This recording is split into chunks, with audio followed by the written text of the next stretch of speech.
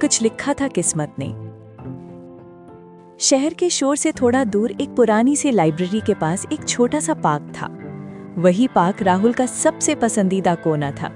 हर शाम वो वहां आकर बेंच पर बैठता, हेडफोन्स लगाता और दुनिया से थोड़ी देर के लिए गायब हो जाता। राहुल कम बोलता था, पर जब बोलता था तो उसकी बातें सीधा दिल तक पहुंचती थी। उसी पार्क में एक दिन प्रिया आई। प्रिया को किताबें बहुत पसंद थी। लाइब्रेरी से निकलते वक्त वो कुछ किताबें अपने साथ पार्क ले आई थी। पार्क में आते वक्त उसके हाथ से एक किताब गिर गई। राहुल अपनी धुन में खोया नीचे गर्दन किए म्यूजिक सुन रहा था। अचानक उसने जमीन पर किताब गिरते हुए देखा, जो पास गुजरी एक लड़की के हाथ से गिरी थी। वो किताब उठाकर देता उससे पहले ही प्रिया आगे निकल चुकी थी। राहुल ने अपने कान से हेडफोन्स निकाले और किताब लिए उसके पीछे चल दिया। प्रिया की खुले बाल हवा में लहरा रहे थे। राहुल उसे देखने की कोशिश कर रहा था, पर देख नहीं पा रहा था। बस उसके पीछे चलता ही जा रहा था और उसे देखने की बेसब्री बढ़ती ही जा रही थी। उसने उसे आवाज दी, एक्सक्यूज मी। प्रिया जैसे ही मुड़ी, राहुल तो जैसे उसी में खो गया। ऐसी सुंदरता जो सिर्फ चेहरे तक सीमित नहीं, बल्कि उसकी मौजूदगी से महसूस होती है। उसकी आंखों में एक नर्म सी चमक है, जैसे हर चीज को गौर से देखकर समझना जानती हो। मुस्कुराती है तो लगता है जैसे दिन थोड़ा और रोशन हो गया हो। उसके बाल हवा के साथ हल्की सी शरारत कर रहे थे और उसका अंदाज बिल्कुल सादगी भरा, ना ज्यादा बनावट न दिखावा। चलने का तरीका शांत और भरोसे से भरा हुआ। प्रिया की सुरीली सी आवाज उसके कानों में गूंजी, हाँ जी बताइए। पर राहुल तो जैसे उसी में खोया कुछ बोल ही नहीं पा रहा था। प्रिया ने दोबारा पूछा, क्या हुआ, बोलिए ना। राहुल ने खुद को संभाला और अपनी सपनों की दुनिया से बाहर आया। एक बार के लिए तो वो भूल ही गया था कि उसने प्रिया को आवाज क्यों लगाई थी। उसकी नजर जब हाथ में ली हुई किताब पर गई तो याद आया और किताब उठाकर उसकी तरफ बढ़ाते हुए बोला, हाँ वो मैं पूछ रहा था, ये आपकी है। प्रिया ने किताब पकड़ी और बोली, थैंक यू। वैसे आजकल लोग मदद कम और सवाल ज्यादा करते हैं। राहुल हल्का सा हंस दिया, शायद इसीलिए मैं चुप रहता हूँ। दोनों मुस्कुराने लगे और प्रिया किताब लेकर चली गई। राहुल तो जैसे बस उसे ही जाते हुए निहार रहा था। वही पहली मुलाकात थी, सिंपल सी, पर कुछ खास था उसमें।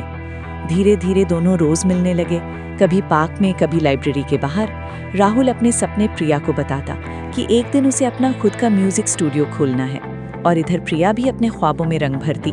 उसे टीचर बनना था, ताकि वो बच्चों को सिर्फ पढ़ाना ही नहीं, जीना भी सिखा सके। उनकी बातें लंबी होती चली गईं और चुप रहना मुश्किल। एक शाम बारिश हुई, दोनों एक पेड़ के नीचे खड़े थे। प्रिया ने कहा, तुम्हें लगता है प्यार प्लान करके होता है?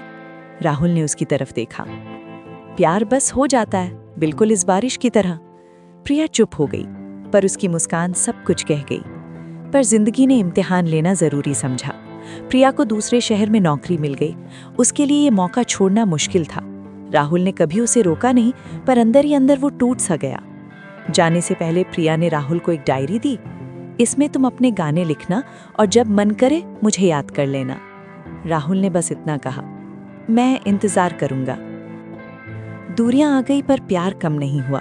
रोज कॉल्स, मैसेजेस और यादें, पर वक्त के साथ बातें कम होने लगी। नॉट बिकॉज प्यार की वजह से, बल्कि जिंदगी की मजबूरियों से। सालों बाद वही पार्क में एक म्यूजिक कॉन्सर्ट हो रहा था। स्टेज पर राहुल खड़ा था, कॉन्फिडेंस से भरा हुआ। उसने माइक पकड़ा और कहा, ये गाना उसके लिए जो मेरे हर सुर में जिंदा है। भीड़ में प्रिया खड़ी थी, आंखों में आंसू, चेहरे पर वही पुरानी मुस्कान। कॉन्सर्ट के बाद दोनों आमने सामने थे, खामोशी में भी प्यार बोल रहा था। प्रिया ने कहा, क्या अभी भी इंतजार कर रहे हो? राहुल ने जवाब दिया, सालों के इंतजार ने वक्त को भी शर्मिंदा कर दिया। हर पल तुझे सोचना आदत नहीं, इबादत बना दिया। आज अल्फाज कम और एहसास ज्यादा है मेरे पास। सिर्फ इतना कहना है, क्या जिंदगी भर मेरे साथ चलोगी? प्यार कभी खत्म नहीं होता प्रिया, बस वक्त लेता है। प्रिया की आंखों में बस खुशी के आंसू थे। वो बस राहुल के सीने से लग गई और उसे महसूस करने लगी। बस फिर दोनों कुछ न बोले, एक दूजे में ही खो गए। मुद्दतों के बाद जब दो दिल मिले तो शोर नहीं, बस सुकून सा छा गया। न कोई शिकायत, न कोई गिला, बस तेरा साथ ही हर सवाल का जवाब मिल गया।